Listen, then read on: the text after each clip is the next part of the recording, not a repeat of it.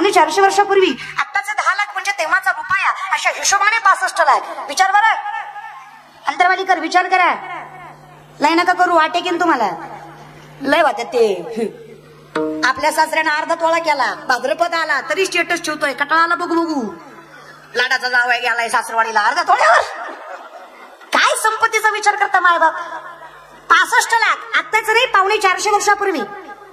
फक्त 65 लाख नाही मायबाप. फक्त श्रीमंत याचं कौतुक कधीच होऊ शकत नाही, कारण श्रीमंतीचं कौतुक करणारा संप्रदाय नाही. कौतुक या गोष्टीचं आहे, ते श्रीमंत असं नाही, त्यांच्या मनाची श्रीमंती बघा. या जगातले शेतकऱ्यांचं कर्ज माफ करणारे पहिले महापुरुष जगद्गुरु तुकोबाराय. या जगातले सगळ्यात पहिल्यांदा शेतकऱ्याचं कर्ज कोणी माफ केलं? जगद्गुरु. हे तुम्हाला आता सरकार पहिले तुकोबाराय, दुसरे शिवछत्रपती शिवाजी महाराज. बाकी आपला विचार कुणीच केला नाही संतांनी यांनी सोडलं तर. आपल्या फक्त टाळूवरचं लोणीच खाल्लंय. पण आम्हाला जाणीव नाही, आम्ही क्वार्टरीसाठी आणि कोंबडीसाठी साहेब साहेब साहेब साहेब.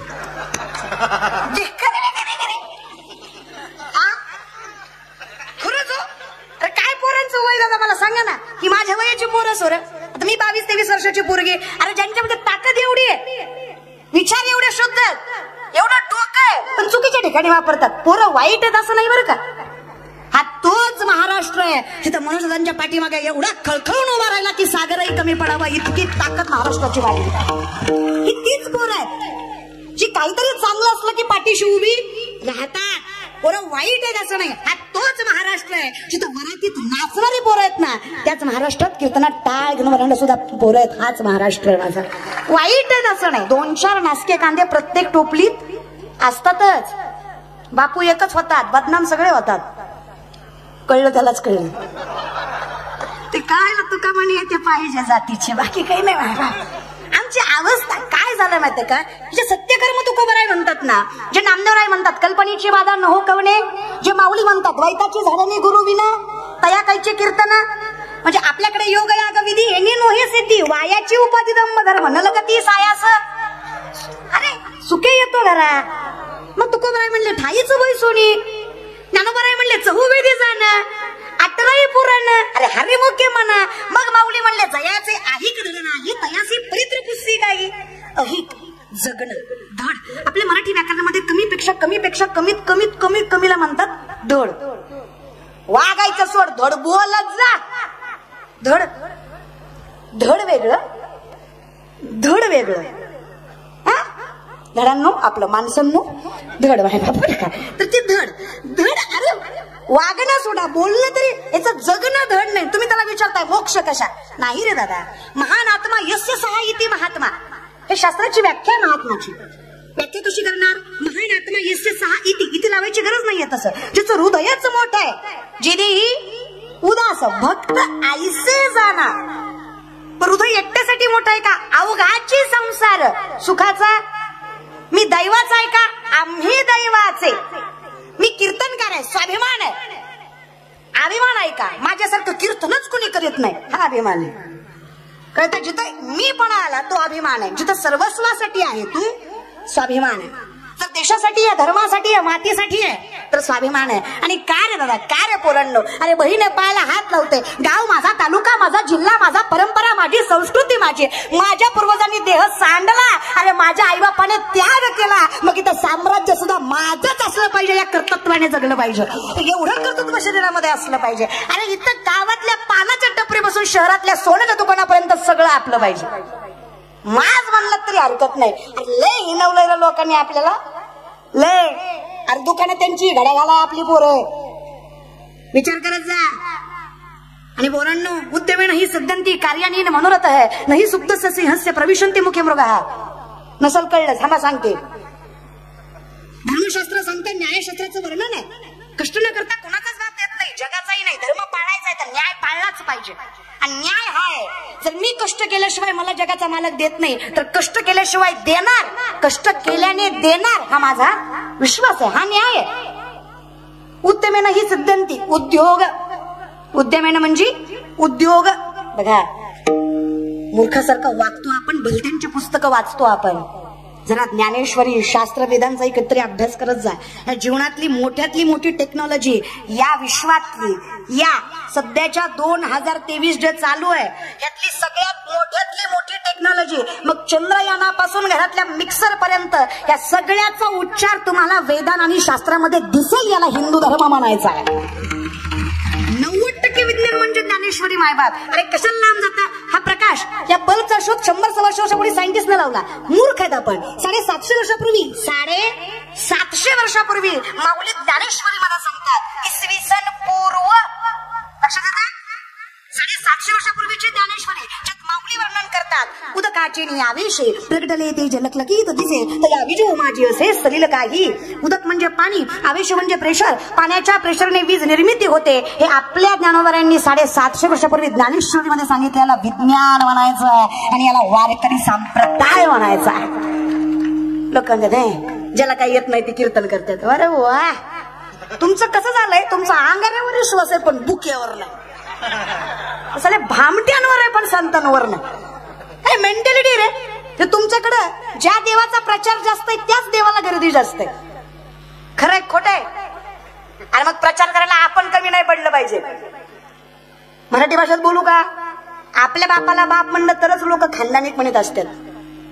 कळलं त्यालाच कळलं. काय हेच ना. ज्ञानोबा म्हणले ज्याचं मूळच प्रबळ नाहीये.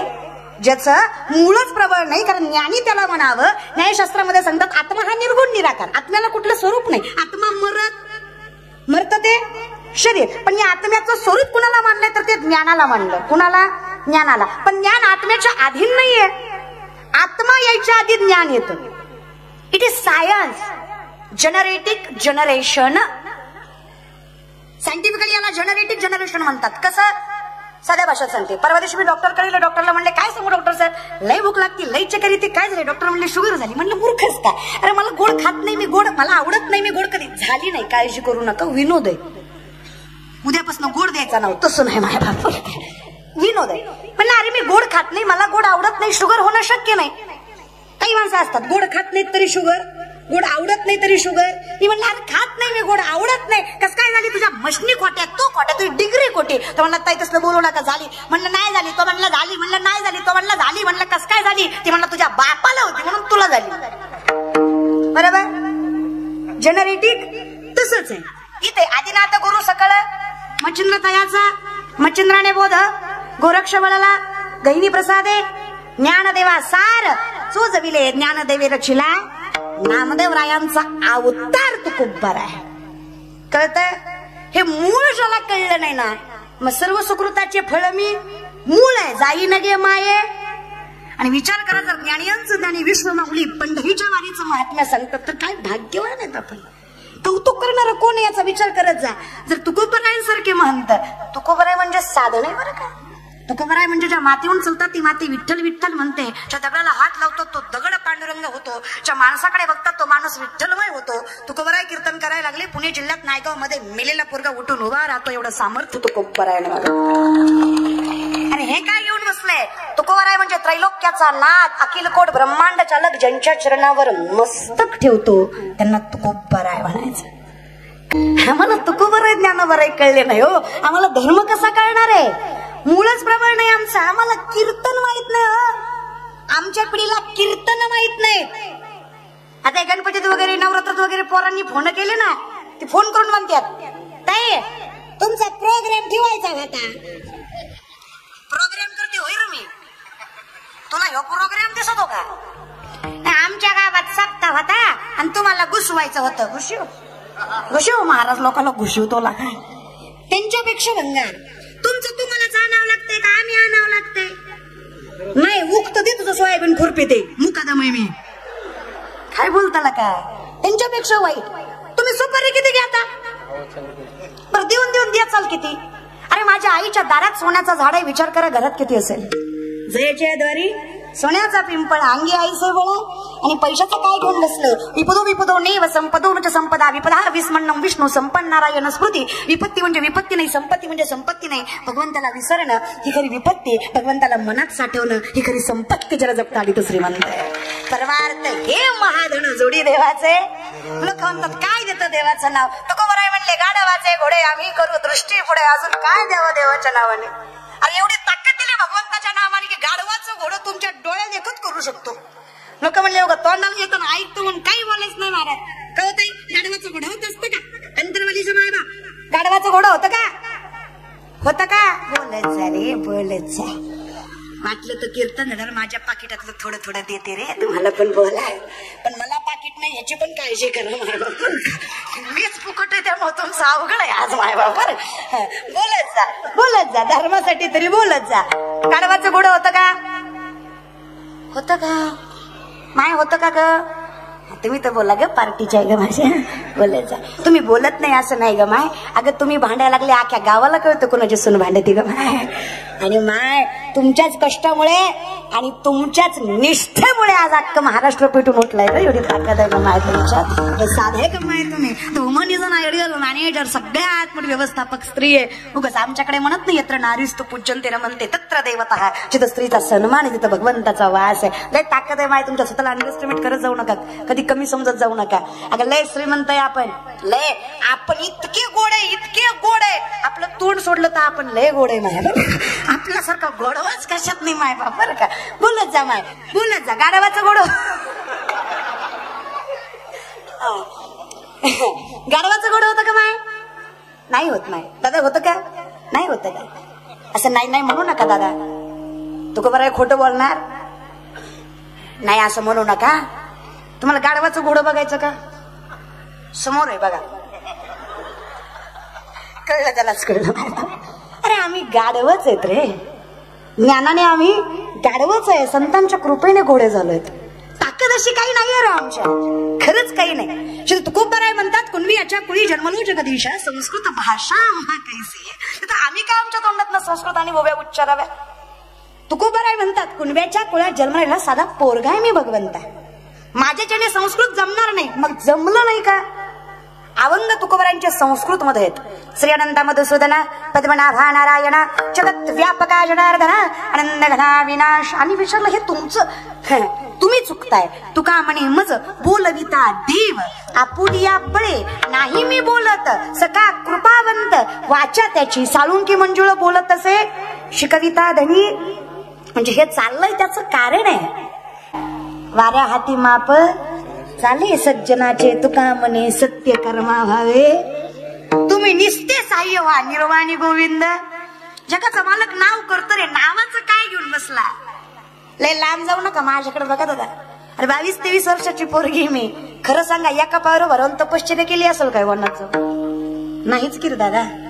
लय उपास तापास तब्येतीकडे जाऊ नका. खाते मी लागत नाही माझ्या अंगाला. लोक म्हणतात काही तुम्ही टीव्हीत लय मोठ्या दिसते समोर लय किरकळे. तर दिसण्यावर असतं रे दादा.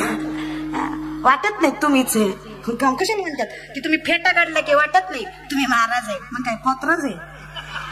महाराज दिसण्यावर अवलंबून असणार थोडा नाही. आपलं दिसण्यावरच कार्यक्रम आहे. आपल्याकडे ज्या साबणानं गोरं होतं ते साबण खपायचं नाही. पण ज्या साबणाच्या ऍडव्हर्टाईजला हिरोईन गोरी वापरली ती साबण नक्की खपणार. आमची माणसं गुण बघून साबण घेत नाहीत, हिरोईन बघून साबण घेतात.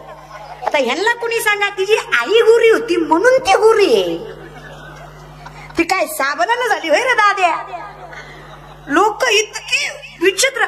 बघा ना टकल्यावरचे केस काढून काढून टकल्यावर केस आहे ना तरी तिरुपतीला जातो. असा क्रुझर करू करू जातो.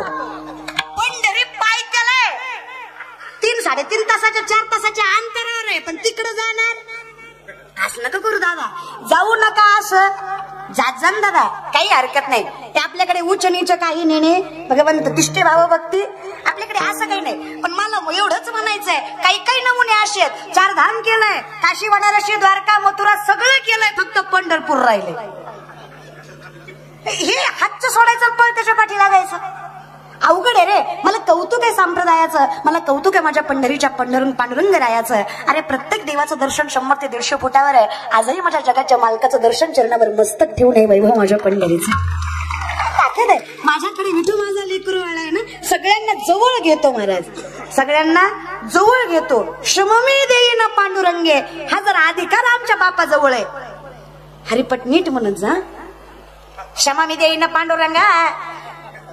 काय जगाच्या मालकानं चूक केली? आपल्याला जन्माला घातलं हे क्षम किंवा क्षेम. आलिंगन. क्षम याचा अर्थ काय? आलिंगन. आपला एवढा अधिकार आहे त्या पांडुरंगावर की आपण त्याला सरळ आलिंगन देऊ शकतो. आणि त्याचं एवढं प्रेम आहे आपल्यावर की त्यांना वाट बघत उभा राहतो.